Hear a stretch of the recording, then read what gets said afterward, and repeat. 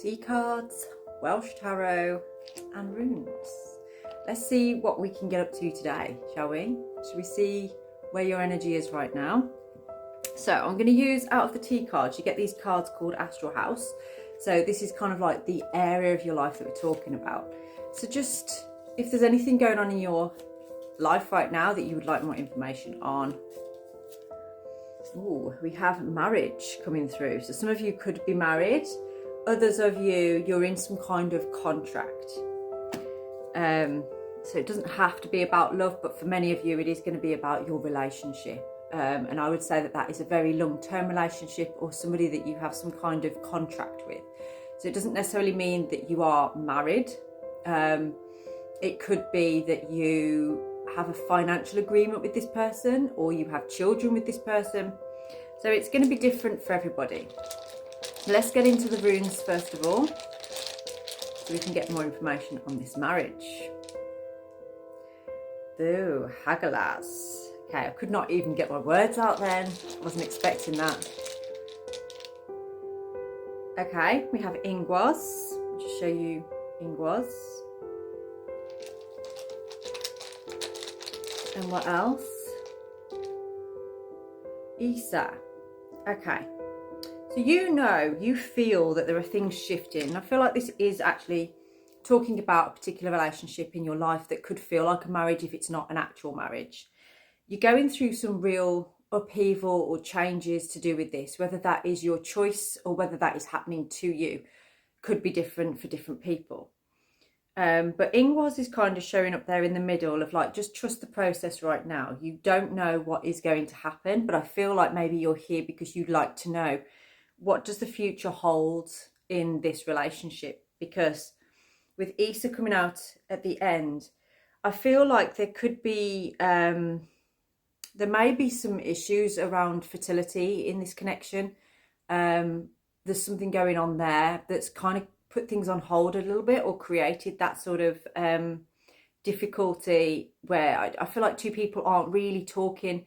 You might be around each other every day. You might be talking sort of, you know, generally about things like what do you want for dinner or, you know, how's your day been, but not talking about what you really need to be talking about is what I'm feeling.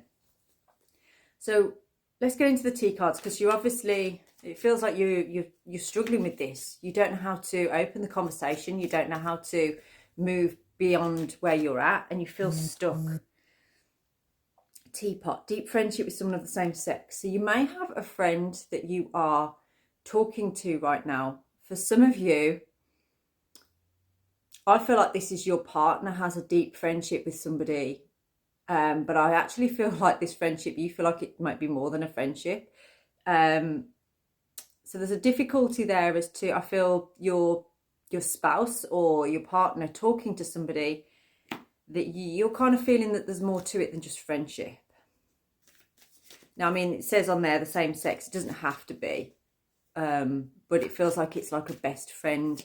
They've got some kind of best friend that you're questioning that. A chain of events that will affect your life. I feel like you're in detective mode right now, like you're looking for clues on things because you've got this feeling, your intuition is telling you something, but you're not actually able to see it. And I've actually got something over my eye right now as well, which is, I hate that when you get like fluff in your eye. I think I've got it. But that's, again, it's like there's something in your face, literally in your face, that is going on. And I feel like you can't see it, or you don't want to look at it. You don't want to believe it, but you know that it's there. Oh, isn't it annoying when you get fluff in your eyeball? Why does it happen? I'm not even wearing anything fluffy today. Anyway, enough about my dramas. So this chain of events, yeah, you are in detective mode. So just watch that. Watch the level of detectiveness that you'll go to, okay? Because I don't feel that is healthy for you. Now, if you and your partner, you're not sort of staying in the same place, or if you are staying in the same place, you're just not communicating. I have pineapple and reconciliation. So things aren't going to stay this way forever, okay? They are going to change. We have on the bottom tankard, celebration, fun and enjoyment, okay? this is a little blip. It feels like this is, you know, something that maybe if you've been together for quite some time, it's just something that, you know, someone needs to let down their hair a little bit or take some time out. We have the wheel, indecisiveness, allowing your life to ramble aimlessly. Part of this situation for you, though, has actually shown you that you possibly were being a little bit codependent on this person. Like you kind of became them, or you've been doing a lot for them. And I feel like what this is saying here is that this whole process is helping you to trust yourself. It's helping you to really get to know you. That was the purpose of this process, is to show you that actually there's things that you can do for yourself. We've got on the bottom there, you should accept valid criticism. I feel like maybe somebody has already said these things to you, but you've been trying to find out what they're doing and playing detective there and trying to figure things out, which is fair enough because you're trying to validate how you're feeling about something. That is perfectly understandable. But what it's asking you to do here is to just allow that wheel to turn within you. Allow yourself to be expressive. You know, go back to the hobbies that you used to have, the things that you used to enjoy doing. Let's get into the Welsh Tarot and see. Did you see that? I don't think you can see that on the camera. The card flew out, landed in my trousers upright like this, and just sat there for a little while.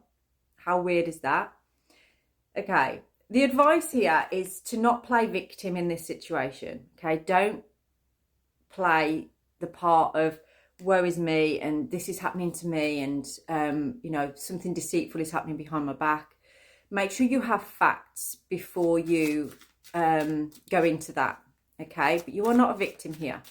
And when the Nine of Wands is in the upright position, that shows resilience. That shows somebody who can keep getting up. You are defeated by something here, but you are allowing it to defeat you. There are things that you can do for you. And the more you plug your attention and time into you and your hobbies at this point, it's going to have a massive impact positively on your relationship. 717 may be a significant number. Go and look that up on Google. Okay, so your advice, as I think Spirit just wanted to point that out. And there's something about humour, you know, go out and enjoy yourself. Have some fun, because you are burdened by this right now. You don't know what to do. You're feeling quite trapped and stuck by it. There's a fear around losing your house or losing your home. I don't feel that you are expressing actually just how worried you are about the situation. And I feel like your partner is kind of like, oh, you're accepting this. Oh, great. That's good. That makes me feel loads better. But if you're not happy with it, you have to say something. You need to speak up. The Three of Wands, I feel like over the next 3 months, things are going to be a little bit rocky still. But you are heading into that reconciliation. You are heading into a place of like, things are going to improve from this point. Things are going to get better for you. It's not going to stay like this forever. Where are we now? So June, July, August. So like by the end of the summer. Yeah. But you're not going to be on your own, okay? I feel like the fear in you is of having to do everything yourself, having to find things financially, not being in the home that you're in anymore. None of that stuff's going to happen. So if you needed clarity on what is happening here, that isn't going to happen. Your partner isn't going to ditch you. They're not going to abandon you. They're not going to throw you out on the street. So you need to remember that. And actually, I feel like there may have been a miscommunication here. There's been a misunderstanding, and there's a habit that you've kind of gone into in this detective mode that could be causing you a lot of problems. But the Ace of Pentacles on the bottom there is that ultimately there is going to be some offer made. There is going to be some reconciliation, an offer made, and it feels solid gold. It feels like this space was needed. But what you think is going on isn't what's going on. You know, your person, they don't see their best friend as desirable, okay? They're not into them. They're not interested. They don't want to lose what they've got with you. They really don't, okay? They might not be expressing that, and they may make it appear like they're enjoying themselves and they're having a way fun a time. But that's because I feel you're trying to sort of get them to see you through, you know, feeling down or looking upset. That isn't the way to get them, okay? They see that as immature. If you get in touch, drop me a DM to book in a reading. I'd love to go into this deeper with you.